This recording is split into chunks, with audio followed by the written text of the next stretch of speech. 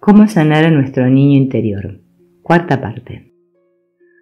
Cuando restablecemos contacto con el niño interior, entramos en contacto también con nuestros padres, a quienes intentamos en su momento agradar y satisfacer.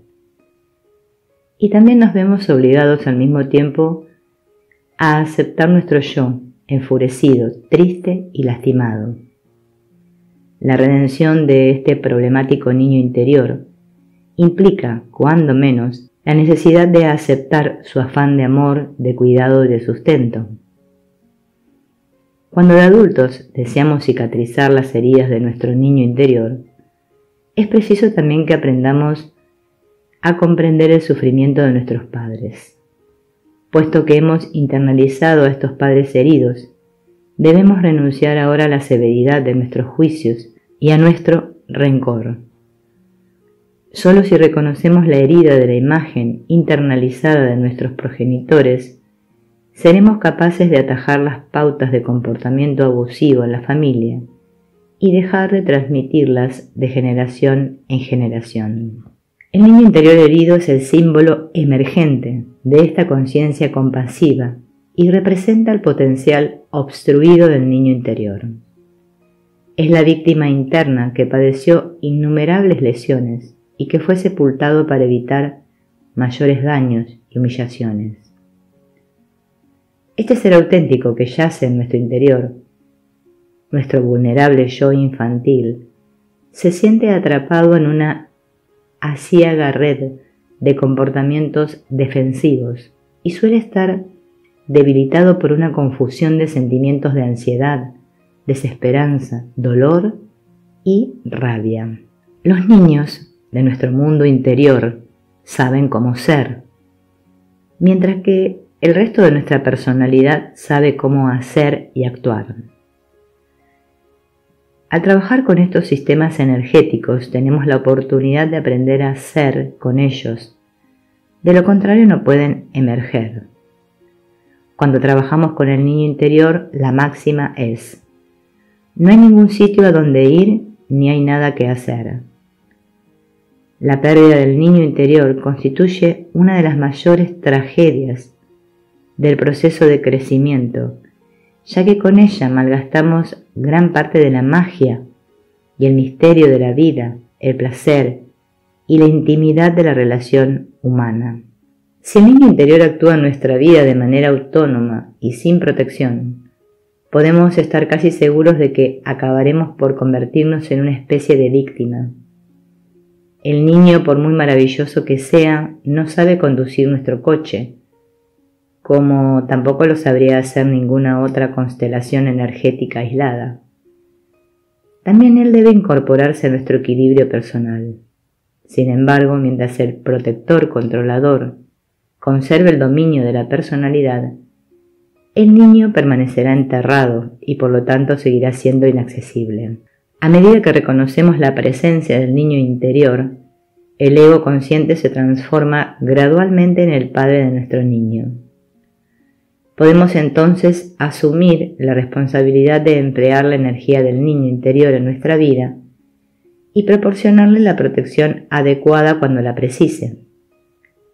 Conforme el ego consciente se vuelve más eficaz, podemos irnos relajando a sabiendas de que la integridad fundamental del sistema se encuentra en buenas manos. Todo el desarrollo de la personalidad y de los yoes primarios cumple con la función de proteger nuestra propia vulnerabilidad.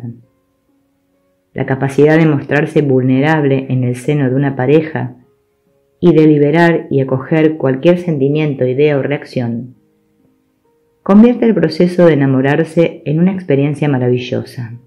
Es la propia vulnerabilidad y aparente impotencia la que posibilita la intimidad en una relación, siendo también, al mismo tiempo, aquello que los defensivos yo primarios más temen. De la misma manera que la inclusión de la vulnerabilidad en una relación hace posible la intimidad, el rechazo de esa misma vulnerabilidad acaba por destruir la intimidad. Cuando rechazamos a nuestro niño vulnerable, le negamos la atención que imperiosamente necesita, con lo que lo obligamos a buscarla en otra parte, estableciendo vínculos con personas de nuestro entorno y exigiéndoles a ellas el cuidado del que de otro modo carecería. El cuidado de este niño interior a través del ego consciente desencadena un sentimiento de auténtica fortaleza.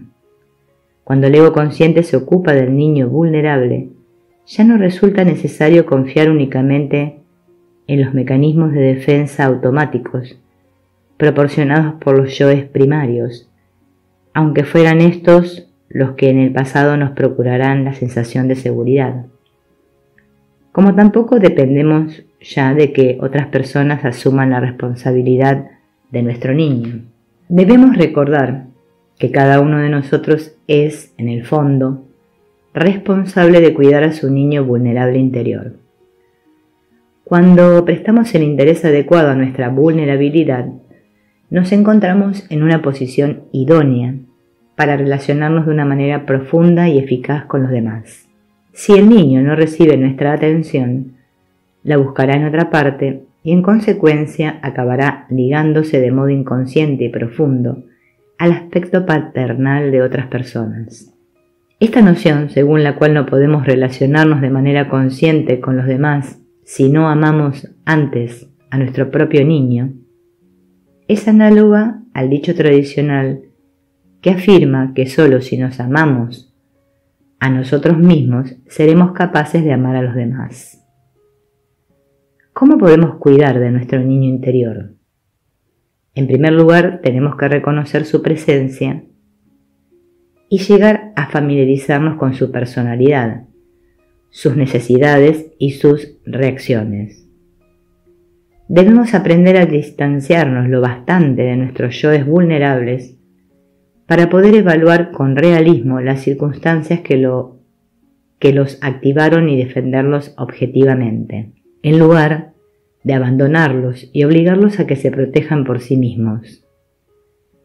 Esta capacidad de ser objetivos o de usar las energías impersonales para comprender y satisfacer las necesidades del niño vulnerable nos proporciona el poder y el control que precisamos para relacionarnos íntimamente con otros individuos, sin caer en viejos modelos de dependencia, o para liberarnos de estos en caso de que hayan llegado a consolidarse y dominar alguna de nuestras relaciones.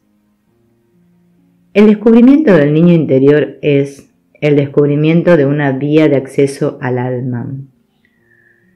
Aquellas personas que no basen su espiritualidad en la comprensión, la experiencia y el aprecio del niño interior se alejarán muy fácilmente de su propia naturaleza humana. El niño interior preserva nuestra humanidad.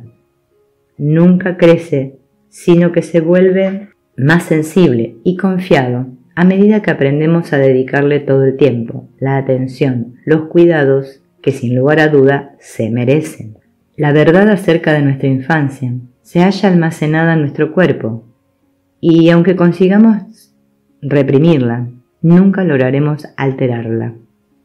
Nuestro intelecto puede ser engañado, nuestros sentimientos manipulados, nuestras percepciones confundidas y nuestro cuerpo burlado con medicamentos. Pero algún día el cuerpo pasará su factura, porque es tan incorruptible como un niño que, todavía íntegro de espíritu, no acepta excusas ni acomodos, y no dejará de atormentarnos hasta que miremos cara a cara la verdad.